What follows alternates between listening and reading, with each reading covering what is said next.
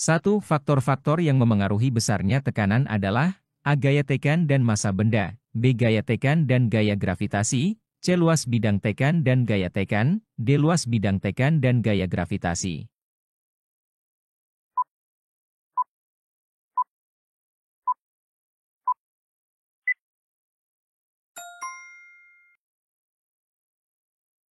Konsep tekanan sama dengan penyebaran gaya pada luas suatu permukaan. Sehingga, apabila gaya yang diberikan pada suatu benda semakin besar, maka tekanan yang dihasilkan akan semakin besar. Sebaliknya, semakin luas permukaan suatu benda, tekanan yang dihasilkan semakin kecil. Dua upaya yang dapat dilakukan untuk mendapatkan tekanan yang besar adalah A. Mengurangi gaya tekan dan memperbesar luas bidang, B. Mengurangi gaya tekan dan memperkecil luas bidang, C. Meningkatkan gaya tekan dan memperbesar luas bidang, D. Meningkatkan gaya tekan dan memperkecil luas bidang.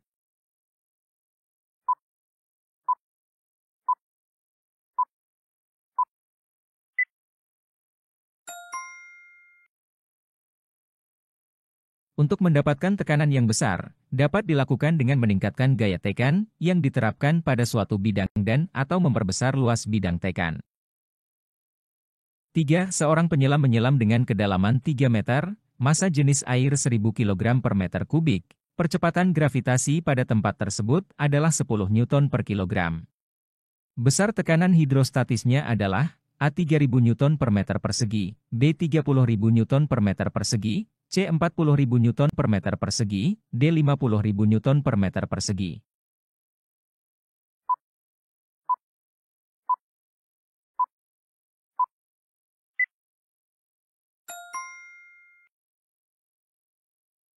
Tekanan hidrostatis sama dengan massa jenis kali gravitasi, kali ketinggian, 1000 kali 10 kali 3, sama dengan 30.000 Newton per meter persegi. 4. Sebuah drum besi dapat mengapung di dalam air disebabkan oleh A. Massa jenis seluruh drum lebih kecil daripada massa jenis air, B. Massa jenis seluruh drum lebih besar daripada massa jenis air, C. Massa jenis bahan pembuat drum lebih kecil daripada massa jenis air, D. Massa jenis bahan pembuat drum lebih besar daripada massa jenis air.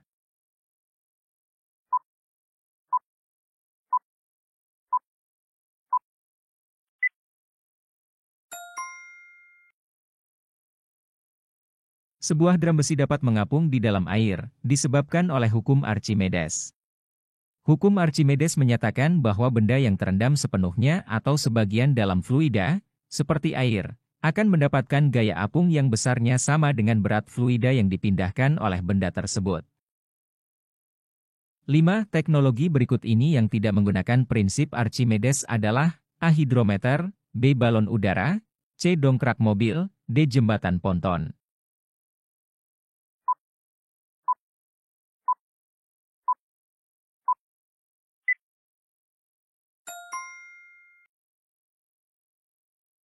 Prinsip Archimedes berkaitan dengan gaya apung yang dialami oleh benda yang terendam dalam fluida.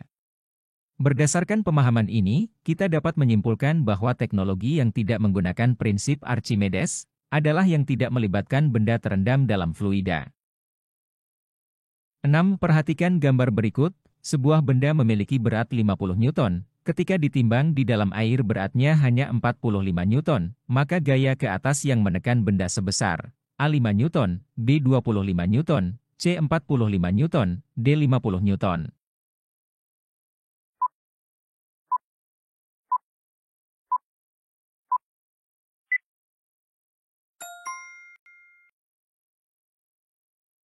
Gaya ke atas sama dengan berat benda di udara dikurang berat benda di dalam air.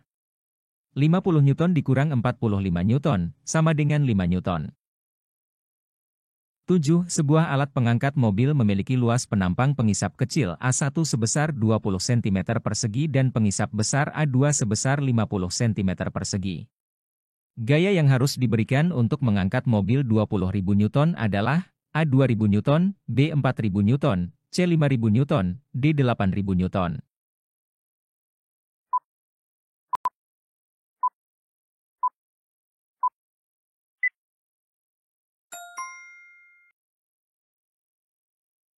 F1 per 20 cm persegi, sama dengan 20.000 Newton per 50 cm persegi, F1 sama dengan 20.000 Newton dikali 20 cm persegi, dibagi 50 cm persegi, F1 sama dengan 400.000 dibagi 50, sama dengan 8.000 Newton. 8. Perhatikan tabel berikut. Berdasarkan tabel tersebut, pernyataan yang benar mengenai hubungan tekanan udara dengan ketinggian adalah: A. Ketinggian tempat menghambat tekanan udara, B. Semakin rendah tempat maka tekanan udaranya terhambat, C. Semakin tinggi tempat maka tekanan udaranya semakin besar, D. Semakin tinggi tempat maka tekanan udaranya semakin kecil.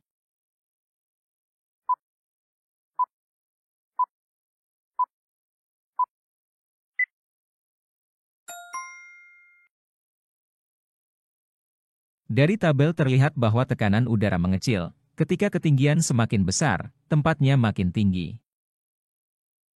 9. Pada tumbuhan, air dari akar dapat naik sampai ke daun disebabkan oleh daya kapilaritas batang.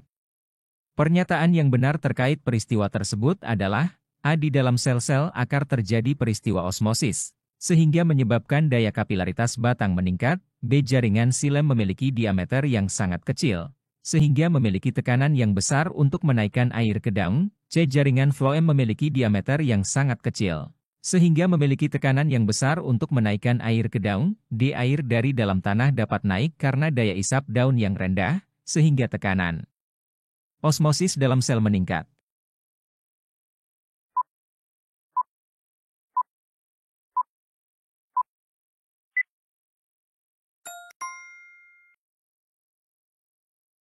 Daya kapilaritas pada tumbuhan terjadi karena adanya jaringan silem yang memiliki sel-sel dengan diameter kecil, sehingga air dapat naik melalui proses kapilaritas. Tekanan yang dihasilkan oleh daya kapilaritas membantu menaikkan air dari akar ke daun. 10. Pada saat mengukur tekanan darah dengan tensimeter, berlaku hukum A. Boyle, B. Pascal, C. Newton, D. Archimedes.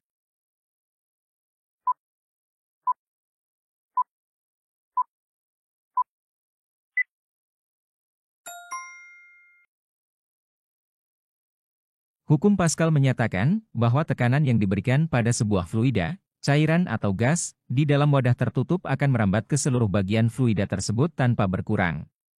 Dalam tensimeter, tekanan darah yang dihasilkan oleh jantung akan merambat melalui kolom cairan, biasanya air atau air raksa, di dalam tabung tensimeter sesuai dengan hukum Pascal, dan itu digunakan untuk mengukur tekanan darah.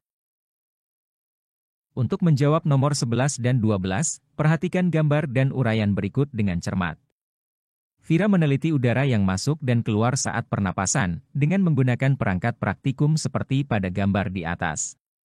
Tabel berikut adalah hasil eksperimen yang membandingkan udara yang dihirup dan udara yang dihembuskan, ketika seseorang bernapas secara normal dan setelah melakukan aktivitas, berlari atau melompat-lompat. Bikarbonat adalah indikator untuk menguji kandungan karbon dioksida. Ketika kandungan karbon dioksida rendah, bikarbonat akan berwarna merah hingga merah magenta, sedangkan ketika kandungannya tinggi maka akan berubah warna menjadi kuning. 11. Mengapa perubahan warna bikarbonat pada tabung B lebih cepat dibandingkan dengan tabung A? A. Pada tabung A tidak memungkinkan udara pernapasan yang mengandung gas karbon dioksida masuk. B. Pada tabung A lebih banyak kandungan gas karbon dioksida yang berasal dari atmosfer. C. Pada tabung B gas karbon dioksida dari atmosfer lebih rendah daripada udara yang dihembuskan. D. Pada tabung B tidak ada kandungan gas karbon dioksida yang berasal dari udara yang dihembuskan.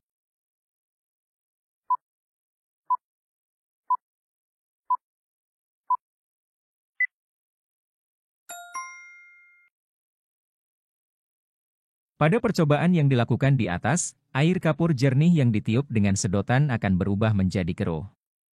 Hal tersebut dikarenakan hembusan dari napas akan mengeluarkan CO2, yang mana ketika bereaksi dengan kalsium hidroksida di air kapur akan menghasilkan kalsium karbonat. Reaksinya membuat air kapur akan mengendap hingga menjadi akhirnya keruh. Perubahan warna bikarbonat pada tabung B lebih cepat dibandingkan dengan tabung A. Hal ini terjadi karena pada tabung B gas CO2 dari atmosfer lebih rendah daripada udara yang dihembuskan, sehingga perubahan warna menjadi kuning berlangsung cepat. 12. Mengapa perubahan warna bikarbonat pada tabung A dan tabung B lebih cepat setelah seseorang melakukan aktivitas? A. Karena gas oksigen terhirup lebih banyak, B. Karena laju pelepasan karbon dioksida meningkat, C. Karena adanya perbedaan konsentrasi gas, D. Karena semakin banyak bikarbonatnya.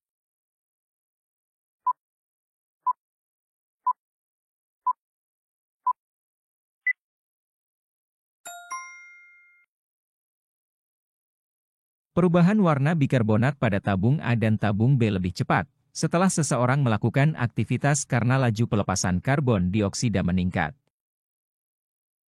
13. Perhatikan gambar berikut.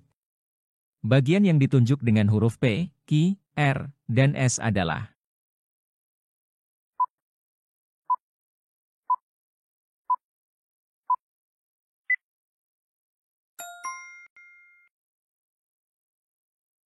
P. Trakea, Q. Bronkus, cabang trakea, R. Bronchiolus, cabang bronkus, S. alveolus. 14. Irfan menggunakan diagram berikut untuk mempelajari struktur paru-paru manusia. Di kelas, guru IPA menunjukkan 4 gambar sebagai berikut dan meminta Irfan untuk memilih salah satu gambar yang paling sesuai dengan diagram paru-paru di bawah. Gambar yang paling sesuai adalah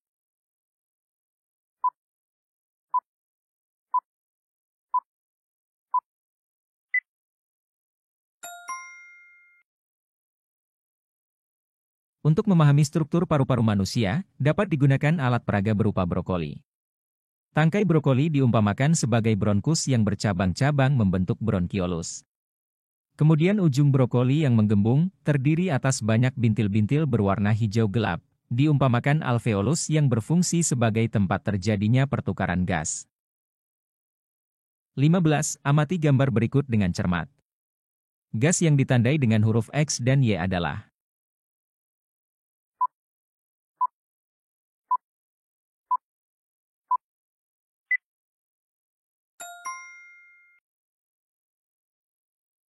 Gambar pada soal merupakan gambar pernapasan eksternal. Pernapasan eksternal merupakan proses pernapasan yang terjadi di paru-paru. Pertukaran udara terjadi antara alveolus dengan kapiler darah. Gas CO2 yang dibawa oleh darah akan berdifusi ke alveolus paru-paru untuk selanjutnya dibuang ke lingkungan. Sebaliknya gas O2 yang ada dalam alveolus akan berdifusi ke kapiler darah dan dibawa oleh darah menuju ke seluruh jaringan tubuh. Pada gambar, karbon dioksida ditunjukkan oleh huruf X, sedangkan oksigen ditunjukkan oleh huruf Y. 16. Gambar berikut merepresentasikan rongga dada secara sederhana. Peristiwa yang terjadi ketika diafragma melengkung ke atas adalah A. Otot tulang rusuk berkontraksi, B. Udara terhirup masuk ke paru-paru, C. Tekanan dalam paru-paru meningkat, D. Otot diafragma berkontraksi.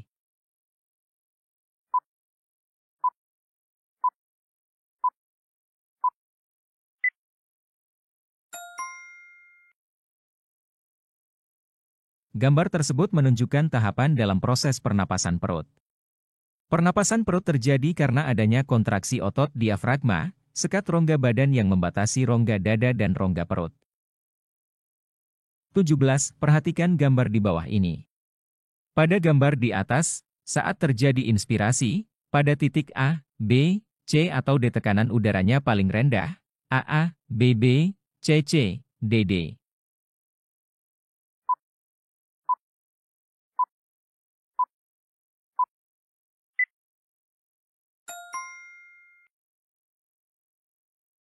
Pada inspirasi terjadi akibat otot tulang rusuk dan diafragma. Volume rongga dada dan paru-paru meningkat ketika diafragma bergerak turun ke bawah, dan sangkar tulang rusuk membesar. Kemudian tekanan udara dalam paru-paru akan turun di bawah tekanan udara atmosfer, dan udara akan mengalir ke dalam paru-paru. 18. Gambar berikut menunjukkan perubahan tekanan udara dalam paru-paru selama pernapasan. Tekanan udara di atmosfer adalah 760 mm Hg. Pada diagram di atas, saat rongga dada mulai mengembang ditunjukkan dengan huruf AS, BR, CQ, DP.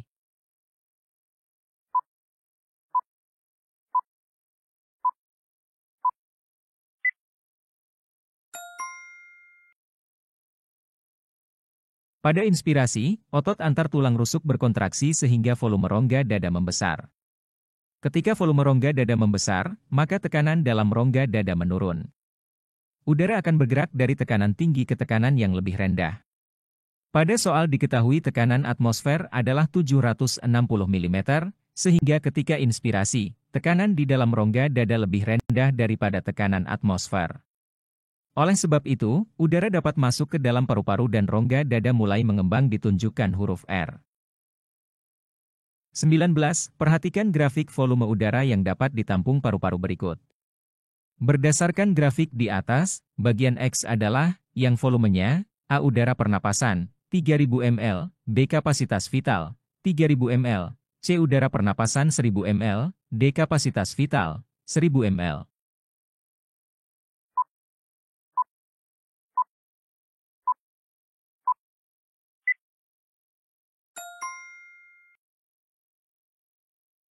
Berdasarkan grafik pernapasan, maka dapat diketahui macam udara pernapasan dan volumenya sebagai berikut. Udara tidal atau udara pernapasan biasa, sebesar 1000 ml, udara cadangan inspirasi atau udara komplementer, sebesar sekitar 2500 sampai 2900 ml, udara cadangan ekspirasi atau udara suplementer, sebesar 1000 ml, udara residu atau udara sisa, sebesar sekitar 1000 sampai 1100 ml, bagian X adalah udara tidal atau udara pernapasan biasa sebesar 1000 ml. 20. Seseorang menderita penyakit dengan diagnosis dokter sebagai berikut, terjadi pertumbuhan sel yang tidak wajar di paru-paru, penderita adalah seorang perokok. Berdasarkan informasi tersebut, penyakit yang diderita oleh orang tersebut adalah A. Kanker paru-paru, B. Asma, C. Bronkitis, D. Emfisema.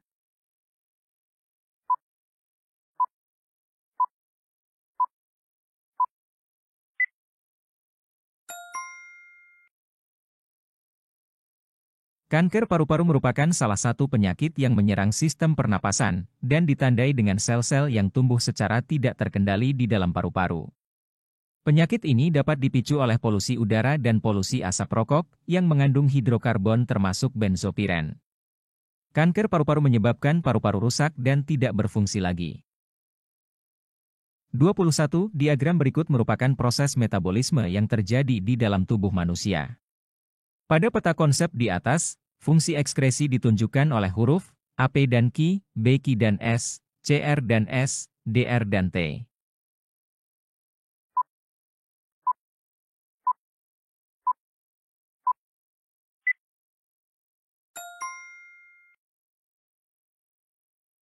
Ekskresi adalah proses pembuangan zat sisa metabolisme yang sudah tidak dibutuhkan lagi oleh tubuh.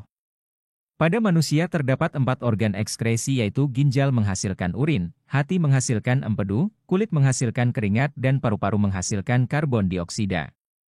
Bagian R adalah proses pengeluaran urin pada ginjal, dan T adalah proses pengeluaran karbon dioksida dan uap air di paru-paru. 22. Perhatikan gambar penampang ginjal berikut. Fungsi bagian yang bertanda huruf R adalah A. Mengalirkan urin menuju kandung kemih, B. Mengangkut darah menuju ginjal, C. Mengatur keseimbangan air dan garam dalam tubuh, D. Membawa zat sisa metabolisme ke paru-paru.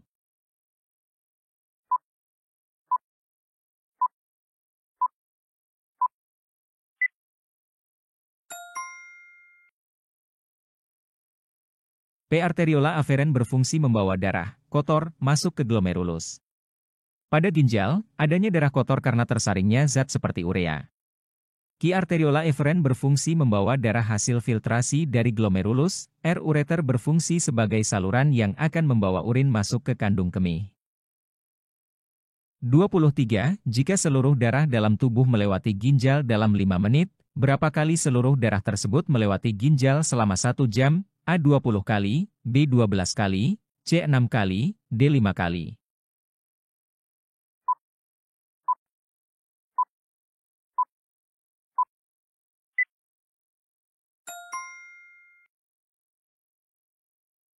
Jika seluruh darah dalam tubuh melewati ginjal dalam 5 menit, berarti dalam 1 jam, 60 menit, seluruh darah akan melewati ginjal sebanyak 12 kali, karena 60 menit dibagi 5 menit sama dengan 12. 24. Seorang siswa melakukan percobaan untuk mengetahui fungsi ginjal dengan perangkat seperti gambar berikut. Bagian ginjal dan proses yang terjadi sesuai dengan percobaan tersebut adalah A. Badan Malpighi, filtrasi, B. Lobe of Henle, reabsorpsi, C. Tubulus proksimal, filtrasi, D. Tubulus distal, reabsorpsi.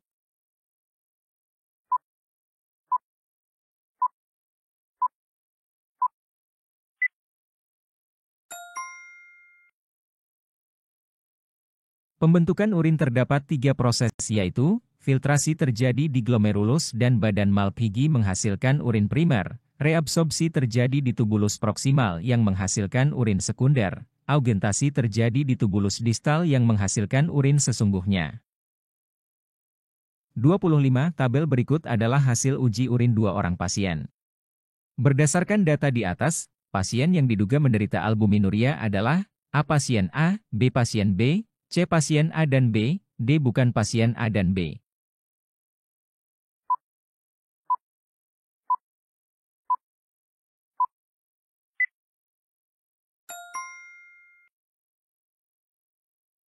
Albuminuria atau proteinuria adalah kondisi urin yang mengandung protein albumin dalam jumlah di atas normal.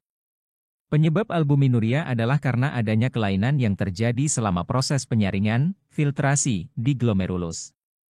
Pada ginjal yang sehat, glomerulus akan menyaring darah, di mana zat-zat yang masih diperlukan tubuh, seperti protein akan tetap tersimpan dalam darah.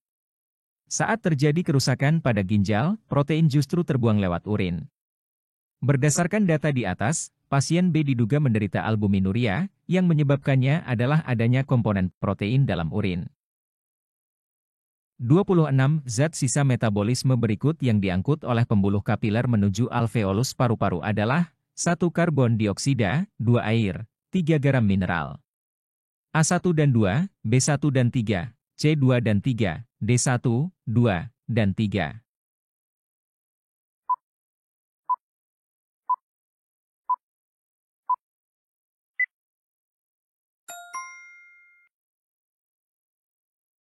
Dalam sistem ekskresi, paru-paru mengeluarkan zat sisa metabolisme tubuh berupa karbon dioksida dan air melalui proses pernapasan. 27. Bayi kuning merupakan dampak dari tingginya kadar bilirubin dalam darah bayi. Bilirubin merupakan zat berwarna kuning yang diproduksi tubuh ketika sel darah merah pecah. Saat bayi masih dalam kandungan, plasenta, ari-ari, akan mengambil bilirubin dari tubuh janin. Setelah lahir, hati bayi mengambil alih tugas ini, dan butuh waktu sampai tubuhnya dapat melakukan proses ini dengan benar. Pada proses alih tugas inilah, bilirubin menyebar dalam tubuh bayi dan menyebabkan warnanya kuning. Diagram manakah yang menggambarkan peran hati dalam kasus bayi kuning tersebut?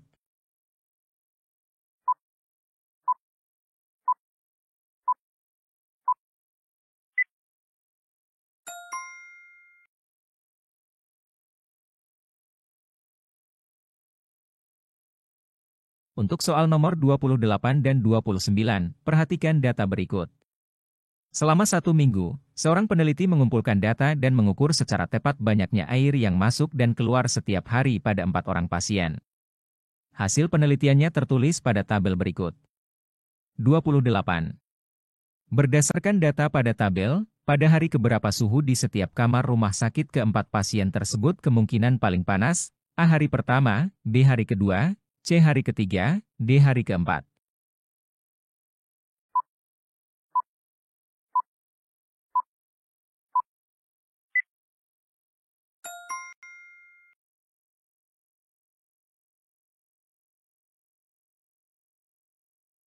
(29) Pasien yang tubuhnya mendapat tambahan air paling tinggi selama 4 hari adalah A. Bambang, B. Agus, C. Wayan, D. Parlin.